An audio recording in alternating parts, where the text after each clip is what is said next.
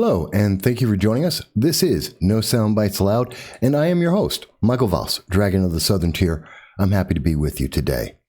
Today we have an episode. It's a little different than what we normally do on this program, and I think it's very important because, as you saw in the title, it's a very touchy subject. And I have to admit, when I first got this message, which we're going to talk about in a second, I was pretty upset. It's not the first time that I've been called names and attacked verbally, and some people have threatened to do so physically. It wasn't as bad as some of the death threats I've received over the years, but still, it's never good to hear that kind of statement. But we do long-form political commentary, and this all came from a video that I did earlier today that was a little outside the norm. Now, the video we're talking about is the response to Joe Scarborough, who this morning called some Americans Trump terrorists. And that video is getting a little bit downplayed because the word terrorist is in there and the YouTube algorithm doesn't like it. So instead of using that same term in the video today, I've changed that a little bit because I want you to understand that what I was called, to be very clear, is I was told I'm a Trump terrorist supporter. That's a troubling thing. That's saying you support evil because terrorists are evil. But am I evil? Am I really evil? Now, I want to be very clear because I did have very strong words for Joe Scarborough, and I'm not apologizing for that. Not at all.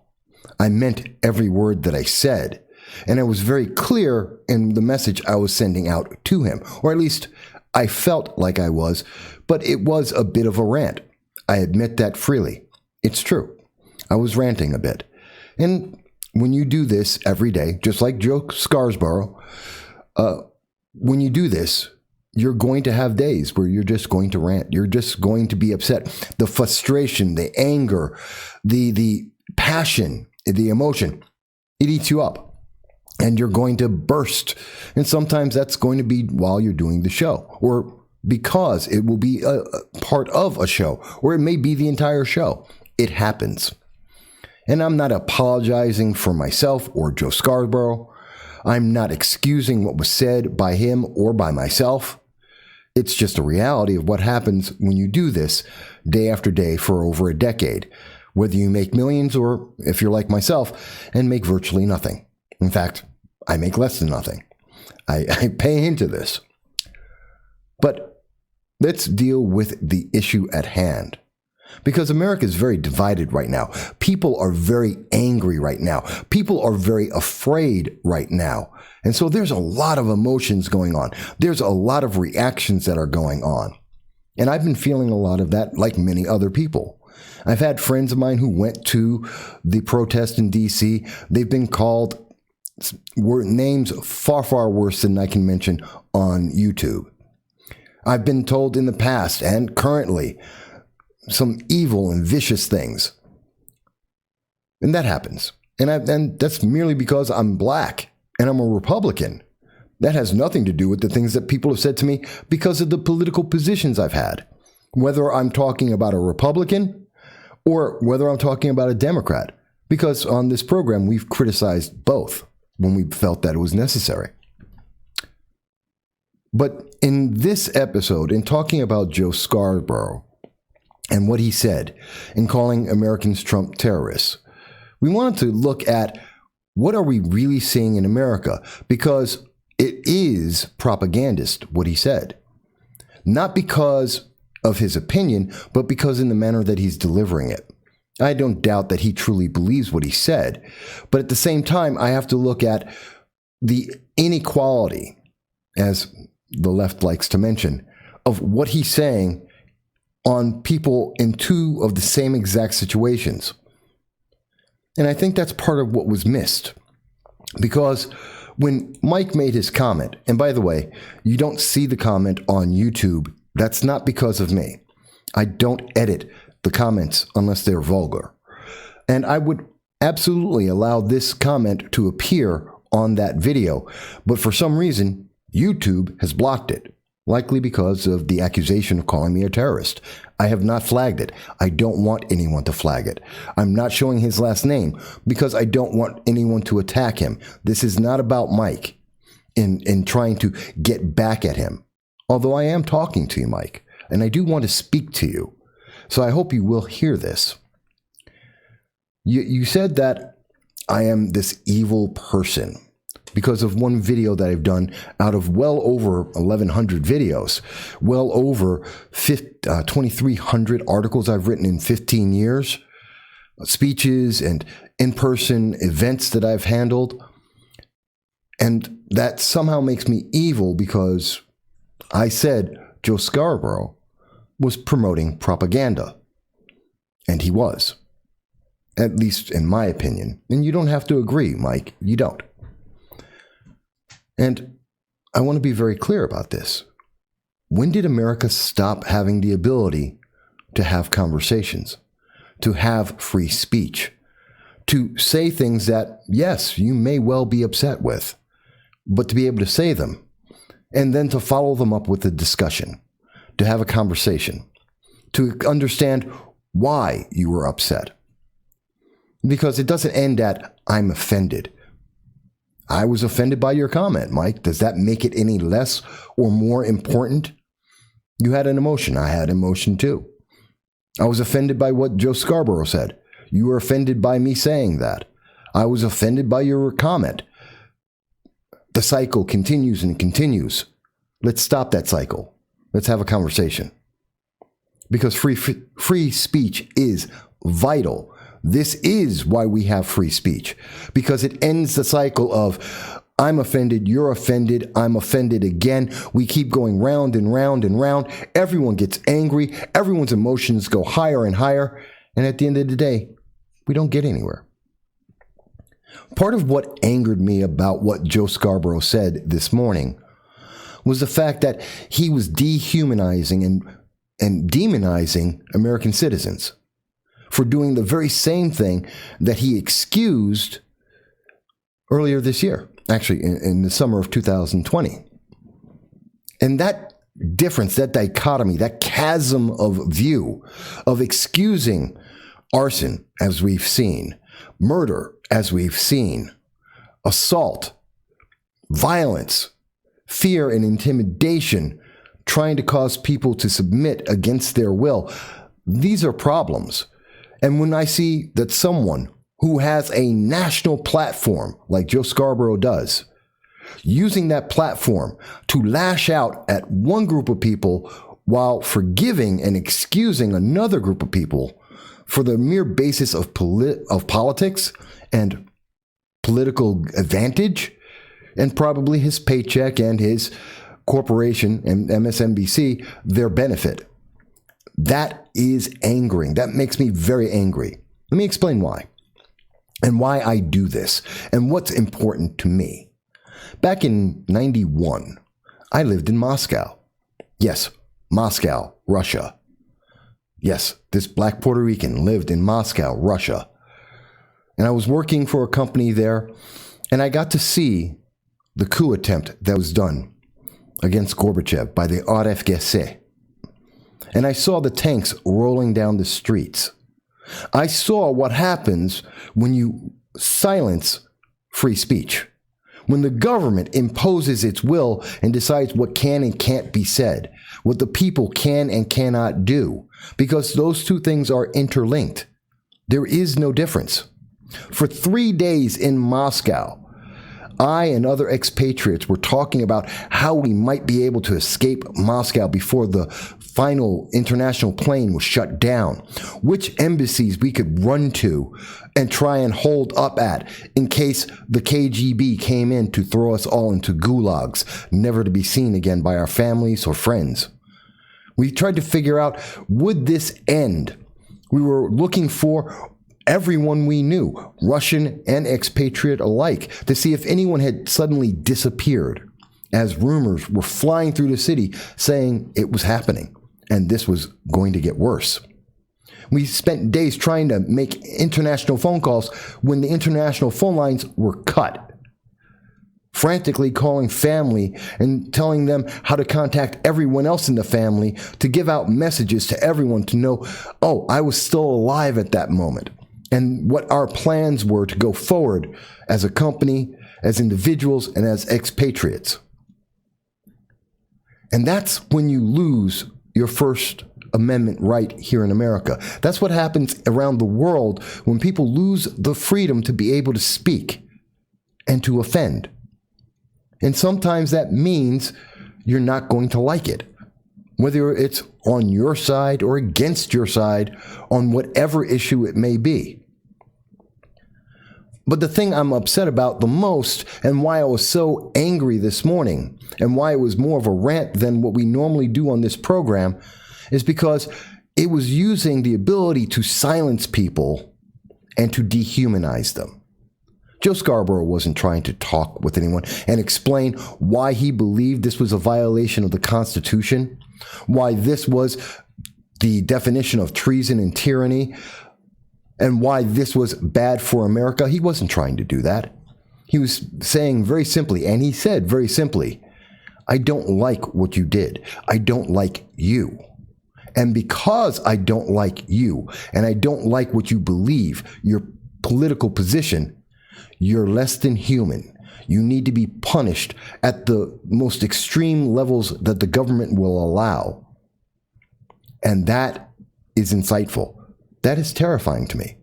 When a public news agency goes to the extreme for the mere purpose of political preference to dehumanize individuals, to essentially threaten them, and to advocate for those who are threatening them, as we have seen and we have documented on this program, yeah, that's going to get my ire up, because I've seen the end result of that in Moscow. Not only in the communist system before and after the attempted coup, but during the attempted coup. Now, that's something a lot of people haven't seen in America. They talk about coups a lot, but a lot of people don't know what that means. A lot of people have never seen a tank rolling down a civilian street, approaching the people as calls are going out amongst the protesters, peaceful protesters, mind you, literally peaceful, not the mostly peaceful, I mean peaceful protesters. And the call goes out on the bullhorns that if you aren't serious, if you were just here to see what was going on, go home now, because the tanks are rolling down the streets and they are armed, and you may not make it out of this. People haven't seen coups. The feeling of a coup, of knowing that at any moment there is going to be military individuals for the government. The government is coming to your door, breaking that door down and taking you away with force to never be seen again. And I hope that there is no American anywhere in the world that will ever have that experience, most of all by our own government. But that starts with people being censored, and that censorship, that division being promoted by the news media. And so you may say, well, you're a Trump terrorist supporter. Well, no, I don't think so. Because we can debate whether the couple of hundred people who broke into the Capitol, whether they chose or intended to try and take over the government, or if this was mob mentality and they were just running off of emotions. Differing minds can disagree. We weren't there, Joe Scarborough or myself. We can only go by what we can gather information and understand. Was it a crime? Absolutely. And as I said in the video several times, they should be punished for the crime they committed. But was it treason? No. No, it really wasn't. No more so than any of the other acts that many people have defined, including myself, on this program over the summer. There were many things that were done that were treasonous and yet are not being charged that way.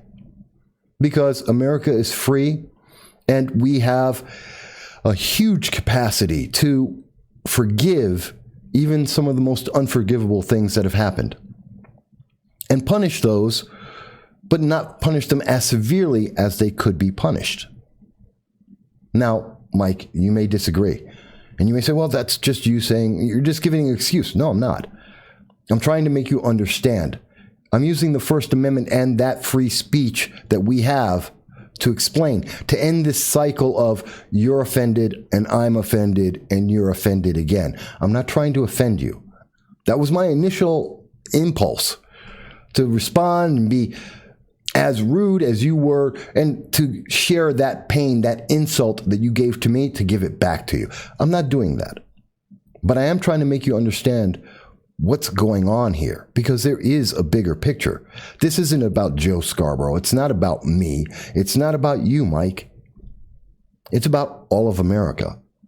And we need to understand this, because the more that we lose the freedom of speech, the more that we have these entitled individuals, whether that's a newscaster, an entertainer, a politician, a business owner, these highly influential individuals, the more that we allow them to say, we're going to get a list of your names together because we don't like what you did. We're going to punish you because we don't like what you believe. We're going to harm you because you're just bad, because we define you as evil. The more we allow that to happen, the more we allow people to say, you're a Trump terrorist supporter without any question and just assume that's okay, the further we go away from what the true principles of America are, what the First Amendment is for, what it is to have life, liberty, and the pursuit of happiness. And I'm not trying to stop you from saying what you think, Mike, or anyone else. You can always disagree with anything we have to say on this program. That's free speech. And we don't have to like what you have to say. That's free speech too. And we will sometimes respond back. And sometimes you won't like the way we respond. That happens. We're human beings. It's free speech. But the moment we start losing that, and the more that we empower our government to do that thing, these re-education camps that we have heard elected officials actually say to the public, and thank God they said it publicly, but have said they want to use re-education camps to change the way people think, to punish people for having a different opinion. That's not America. There was something else I wanted to mention about this, because it's more than just what I experienced in Moscow and actually seeing what a coup is, seeing how a coup came about, and to see what happens to people when there is a coup going on. Thank God it was mostly bloodless in Moscow in '91. But there are a lot of places in the world, and I've spoken to a lot of people who have lived through these things around the world, where it's not peaceful, where it's not mostly bloodless, where it's absolutely violently bloody and may last for decades or far, far longer. Just look at the Sudan. But I also wanted to mention something else. It's about the demonizing. Now, I said some very strong words when I was talking about Joe Scarborough today.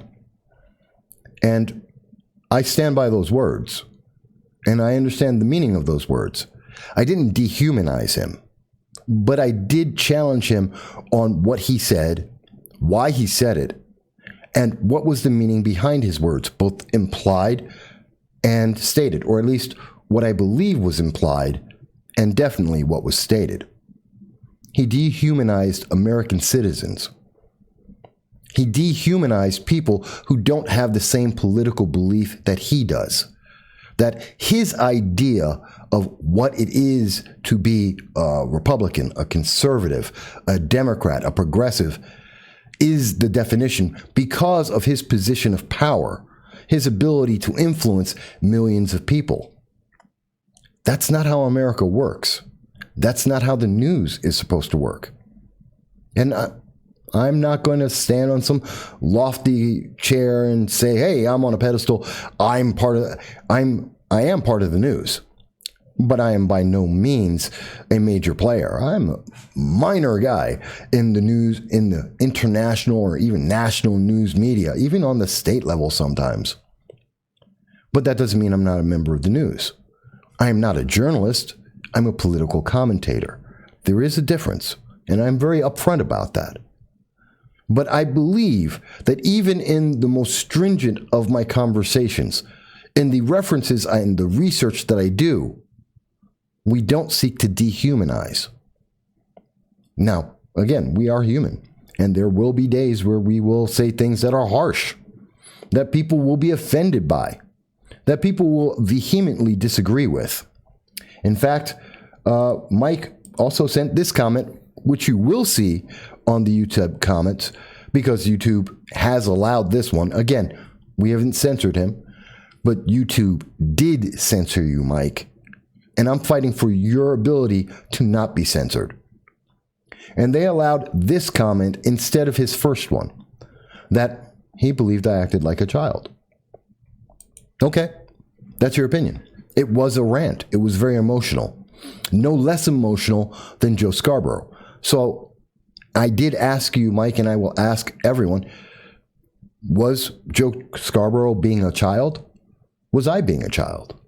Was it because of our emotions being let loose? Was it because of the content of what we were speaking about? Was it because of the sources that we referenced, or at least that I had referenced in my conversation? Or was it because it didn't agree with the political ideology you may personally have? There's a big difference there. I admit, it was an emotional outburst. I don't apologize for it, but I do realize what it was. I don't know if Joe Scarborough will admit or acknowledge what it was, but that's not for me to judge. And I hope people will continue to watch this channel and to see what we normally do and not that emotional outrage. I mean, if you were looking at this video to see me go, oh my God, I'm losing my mind, I'm so angry. No, that's not what we do. That really isn't what we do. But I do want to understand, and I do want to make others understand, why do we do this? Why do we get upset? Why did that emotional outburst happen? Because the First Amendment is critical. Treating other human beings as human beings is important. Respecting Americans as Americans is important. And yes, some Americans commit crimes, and they should be punished for those crimes. That doesn't dehumanize them, whether they're white or black or Hispanic, Asian, or any other color under the sun. Whether they're Democrats or progressives, whether they're Republicans or conservatives, libertarians, the Green Party, whatever political beliefs they may have. That doesn't make them less human.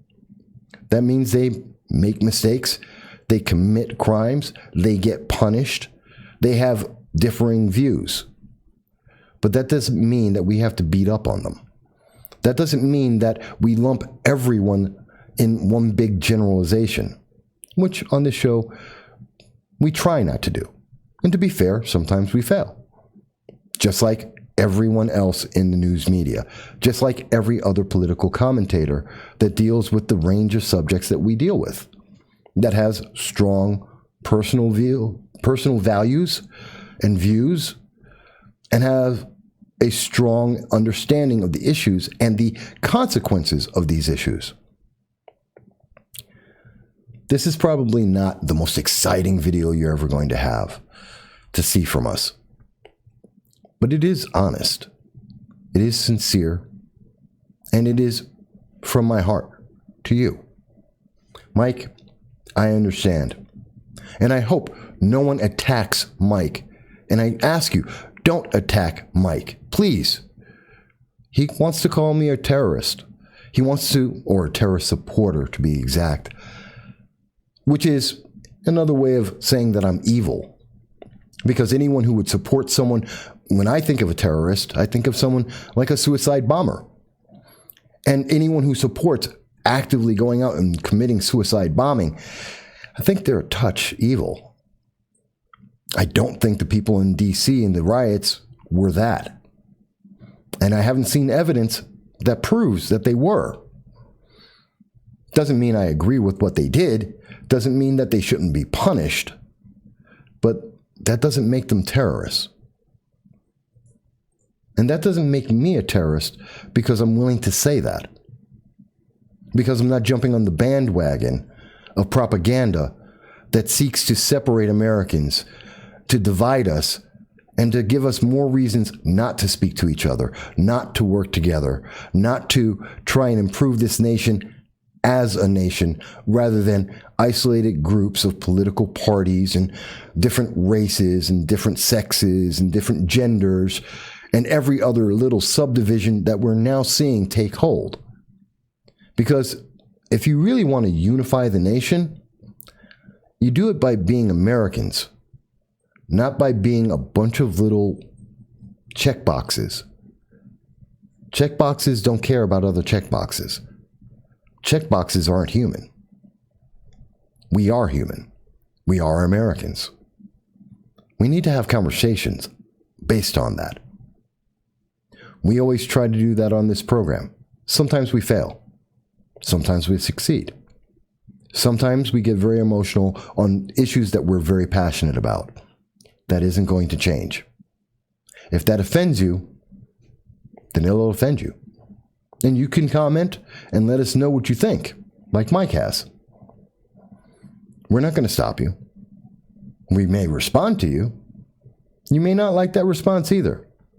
But we will always engage anyone who respectfully contacts us on any issue and give you our honest answer. Because that moves us forward. You may not like it. You may be offended by it. But we respect you enough to give you that, rather than to just consider you less than human.